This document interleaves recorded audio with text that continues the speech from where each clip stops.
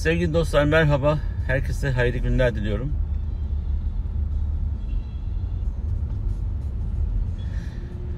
İyiler iyilerle, kötüler kötülerle buluşur.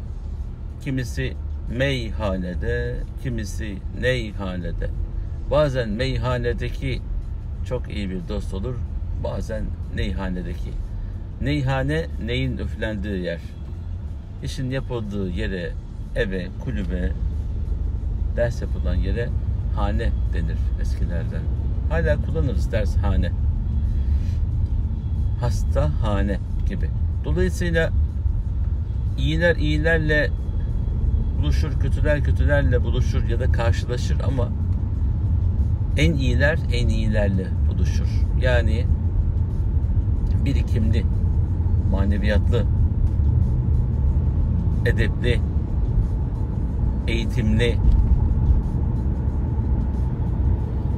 tecrübeli, bütün bu söylediğim başlıkların içini kendi dünyasında içine almış, mahiyetini keşfetmiş, huzuru yakalamış ve onun aşkıyla, onun sevgisiyle, onun bütünlüğüyle başka hayat yaşayan insanlar birbirlerini bulurlar. Yetişemeyenler de onlar için onlar burjuvazi derler. Ama iş bilenler de başka neşe yakalarlar bu meclislerde. Cahil cahille mutlu olur.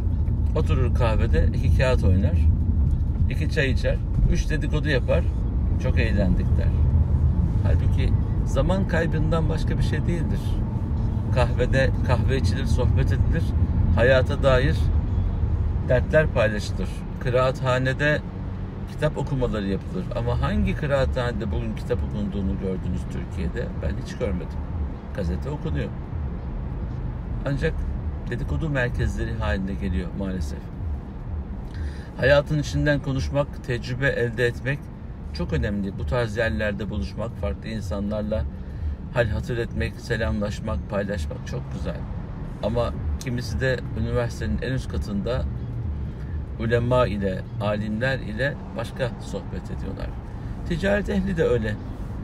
Büyük holdinglerin patronları büyük holdinglerle istişare ederek daha verimli, daha efektif, daha faydalı, daha kazançlı nasıl işler yapabiliriz diyerek istişarenin neticesinde daha büyük işlere imza atma fırsatı buluyorlar. Peki biz niye yapamıyoruz? Biz niye yakalayamıyoruz derseniz doğru yerde doğru insanlarla buluşmak için gayret etmiyoruz. Biz Allah'tan başka kimseye müdana etmeyiz. Bu tarz ifadeler var. Çocukluğumdan beri duyarım.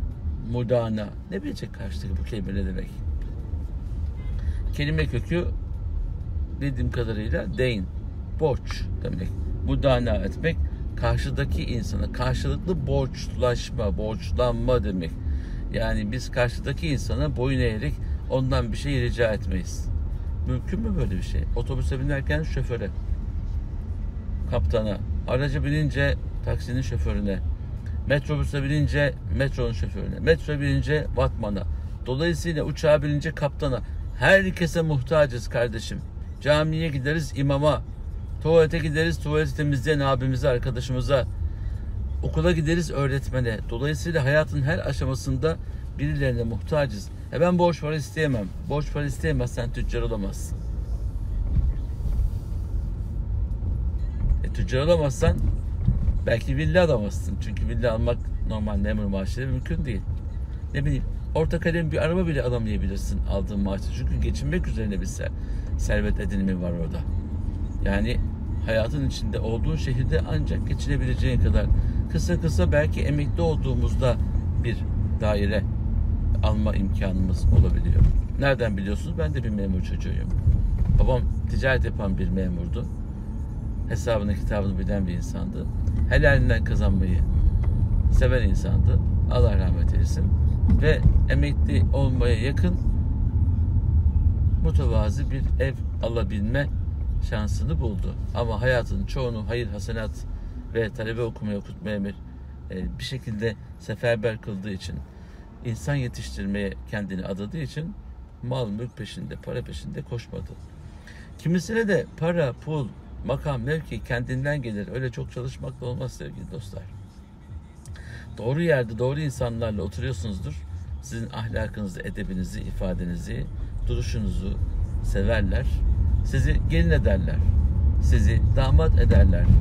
Böylece zengin bir ailenin gelini, hali vakti yerinde olan bir ailenin damadı da olabilirsiniz. Bir evlilik yoluyla, ki evlilik yoluyla zengin olmanın evveli de ilk bildiğimiz vasıfta Peygamberimiz Efendimiz Aleyhisselatü Vesselam Mekke'nin en zengin hanımefendisiyle evlendi.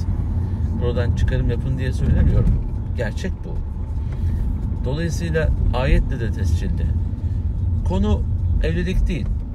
Siz öyle güzel konuşursunuz ki karşıdaki insan, bana böyle doğru, dürüst, ilkeli, akıllı bir insan lazım şirketimin başına der.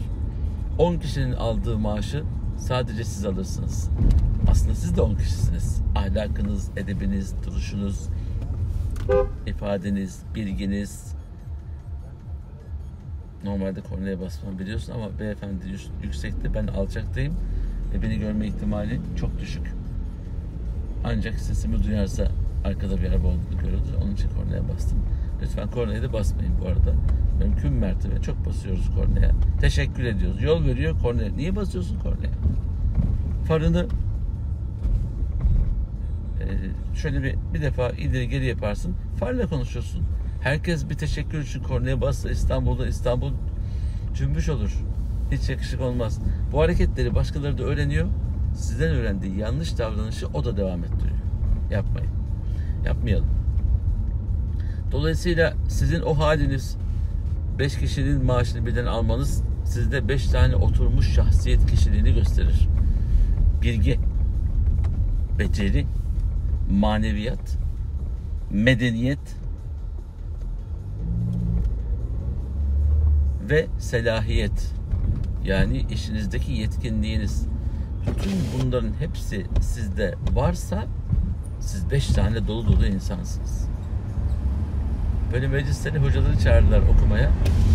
Hocalar 5-6 kişi giderler.